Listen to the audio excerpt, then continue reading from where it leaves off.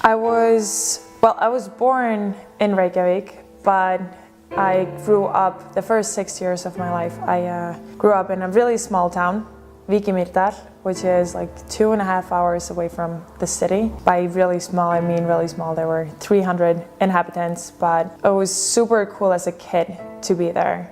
Like I could be outside playing. I remember I had my best friend lived in the house next to me, and we played together every single day. We actually spent our hours looking for neighbors' cats and trying to steal them, and like it was so free.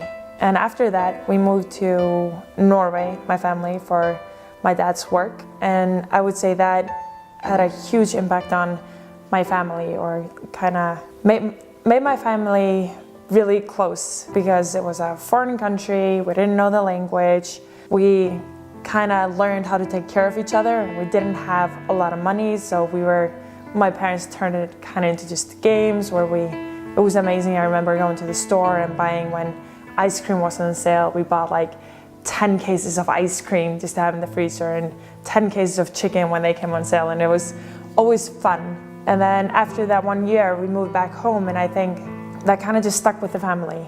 And when I moved back here, I kind of started my athletic career. My mom was really into ballet, or she was into ballet when she was a kid, so she wanted me to try it. But it didn't stick for long because I wanted to be in gymnastics, mainly because I had 3 cousins at that time doing gymnastics as well, and I wanted to fit into that. So we were like great friends and doing gymnastics together, and then all of a sudden I was the only one left in gymnastics, and made it to the national team. And then I quit because school was supposed to be #1 priority when I started high school. Going from training 24 hours a week into training not at all didn't really work out for me, obviously. So I started in ballet and dance, and loved ballet at that point. But that didn't stick for long. Like I loved it, and I loved the shows and everything, but you don't really compete in ballet, do you? From gymnastics and boot camp, I got more masculine than the other girls doing ballet. Like a perfect ballerina is the skinny, beautiful one that like can do the things without looking like she has any muscles, but of course they have like an insane amount of muscles, just different. And yeah, I kind of saw myself in the mirror, because you have all these mirrors when you do ballet, and I was the odd one. Like I could do everything, and it was so much fun, and I wasn't bad at it. I just looked different than the other ones, because I did have some upper body strength at that point.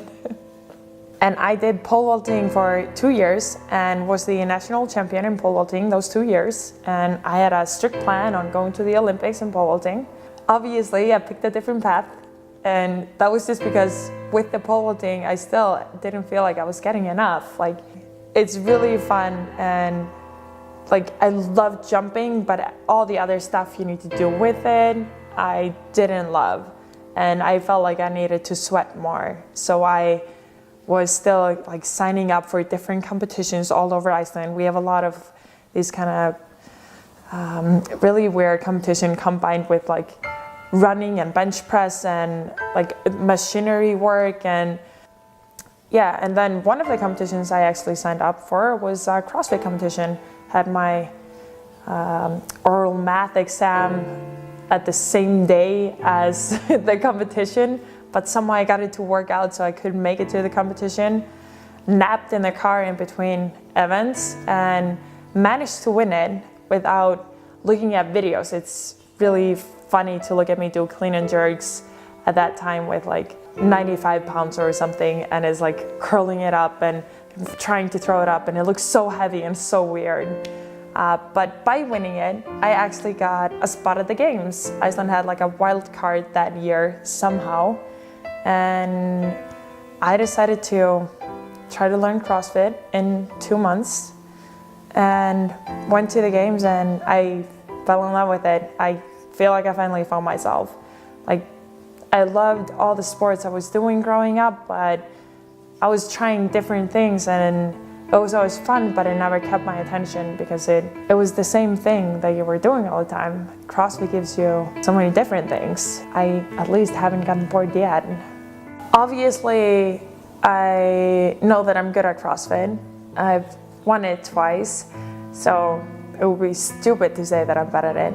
But what keeps me motivated and kind of drives me in CrossFit is not like really, of course, my goal is to win all the time. That's my goal, but that's not what drives me. What drives me is all these different things that I can keep on improving. Even though I'm good at it, I'm not even close to being my best. I know I can be so much better in so many different things. I think there are a lot of different reasons for why Amy is as good as she is, but the main thing is her attitude. That attitude of wanting to be the best, constantly wanting to go on to new adventures, try new stuff.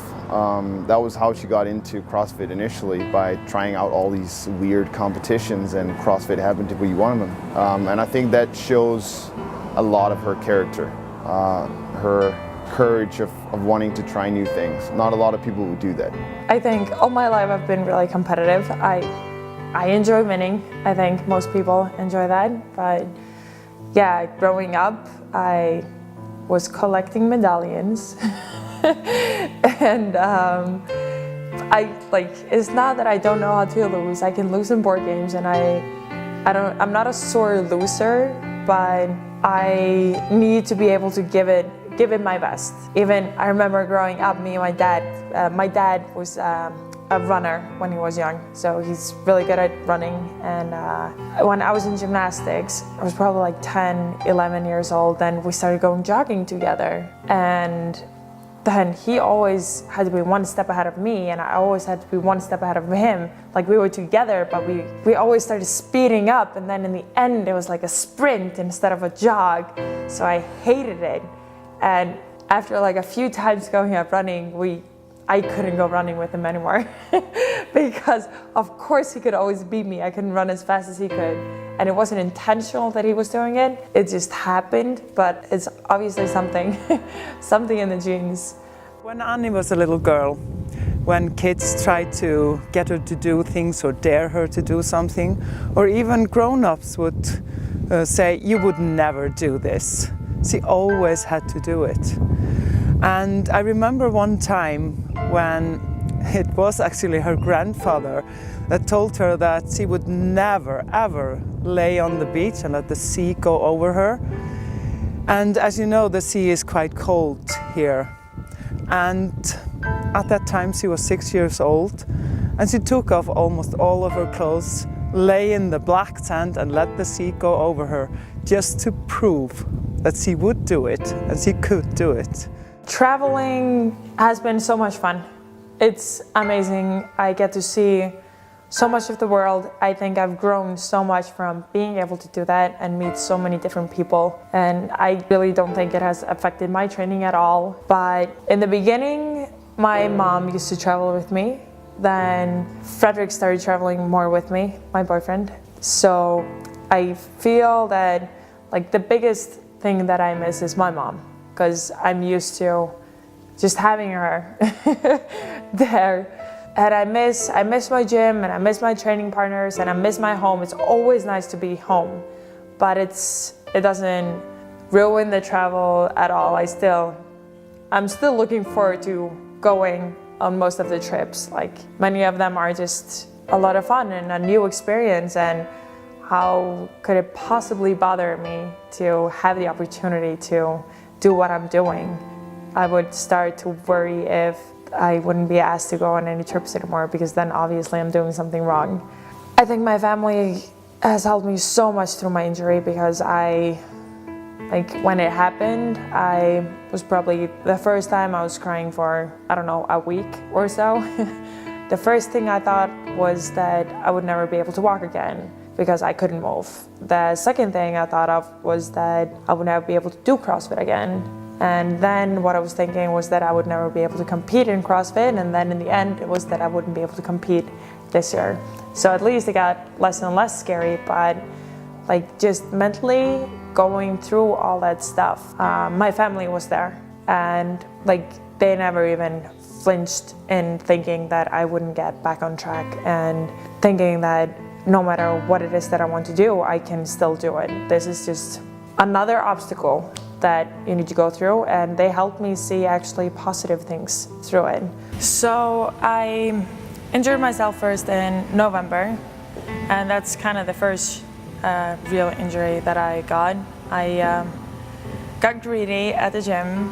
I didn't warm up properly and went straight into, well, I warmed up a bit, but I was doing CrossFit Total, and I PR'd in my back squat, got 127.5 kilos, and then I went straight into a deadlift, and I was like super psyched about PRing in my squat, and I was determined on PRing in my deadlift as well. So I like went straight at the bar and took like really big chunks in the deadlift, and went like 150 and easy up, and then I put just 170 on the bar, which was stupid, not taking more steps and resting more in between. And I just felt it right away, like I didn't set up properly at the bar. I just pulled it as hard as I could, and I just felt myself lose the back completely. I, of course, somehow managed to get through it, and I got taken really good care of at the hospital, and everyone was so nice and tried to calm me down, and like it didn't help panicking about it. I posted online that I had gotten hurt, and the feedback that I got from people was incredible. Like I had been crying for those 2 days. Because I had gotten back on track, knowing that I would be ready for the games, and then that was just such a blowback. And people are amazing, especially in this community. The emails that I got from people, and I just felt like I had so many people behind me that like genuinely wanted me to get back and do good. And even Julie Fouché and Sam Briggs sent me emails and like just wishing I would get back soon, and if I needed any assistance or help, and like different doctors that got in touch with me from all over the world. It was incredible. So right now we are in my favorite ice cream store, where I get healthy ice cream and pick my own treats in it. I only go here on Saturdays though, and like it's kind of a tie between this ice cream and Ben & Jerry's fish food, but this one is healthier, so. What's in it? I put Oreo, M&Ms, and then Icelandic kind of chocolate licorice thing in it. She's 23. She has her whole future ahead of her, and that's very important to focus on right now, because you spend a whole year preparing for this one weekend in July, and right now it looks dark. It doesn't look like she'll be able to get to that level, at least not be at 100%. She might be able to compete, but maybe not at the level where she wanted to be at. But there's so many years to come. There's always next year. I know that's not something you want to hear as an athlete, but people have gotten hurt before and bounced back. You look at Sam Briggs doing amazing in the Open this year. I think the best feeling at the games is when you walk out the first time into the stadium, like where the tennis court is, because it's like walking into a pit, and you have everyone around you and everyone's so close, and the tension and energy is so high. It's like off the roof. It's crazy to walk in there, hear everyone, and like I'm super nervous right before I walk in. Once I'm in there, I just feel like I'm home. It feels so good. It feels so much fun. I know that feeling, and I love that feeling. So of course I want to I want to feel it again as soon as possible. I want to be there.